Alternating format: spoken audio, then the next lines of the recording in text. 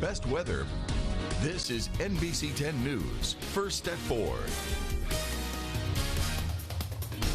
Hello, and thank you so much for joining us for your First at 4. I'm Cindy Langston with your South Arkansas news. Our top story at this hour, detectives in South Arkansas now have a face to go with a nameless homicide victim. The man's skull was found more than 3 decades ago, but until recently, no one knew what he looked like. Now, with the help of new technology, investigators in Camden are putting a face on the victim in hopes that that will help identify him. J.W. Meisenheimer was in Ouachita County today and brings us that story. In 1988, detectives in Ouachita County made a startling discovery. Human remains found near a railway in Camden. The homicide case went cold, and the victim was never identified. Now Camden PD has reopened the case in hopes of finally identifying the man. On June 11, 1988, Camden police officers were dispatched to the Ouachita County Sheriff's Office, which at that time was located on Jackson Street, close to the crime scene. 2 juvenile males found the remains of a human skull that they had brought to the sheriff's office so that they could report it to the officers there.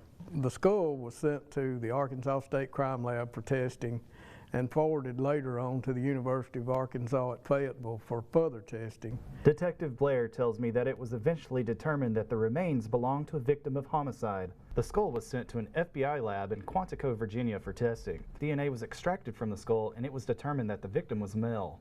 The ethnicity is still unknown. Identifying the victim seemed impossible at the time, so it went cold. Fast forward to 2023, Detective Blair reopens the case. No, what opened it back up is we were working on another cold case from back in 2009, and one of the dispatchers told me, said, we've got another case of human remains that we verify every month and every year in ACIC, and that they're still reported as missing. That's when I started looking back into this case to see if we could possibly name the person, because I have an interest in working cold cases over my career.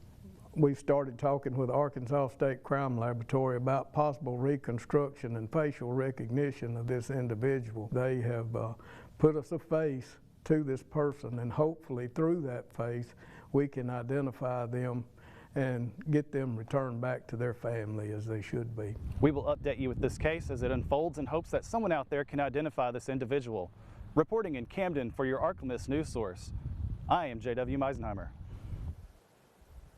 All right, thanks so much, J.W. Well, if you're looking for a new employee, consider hiring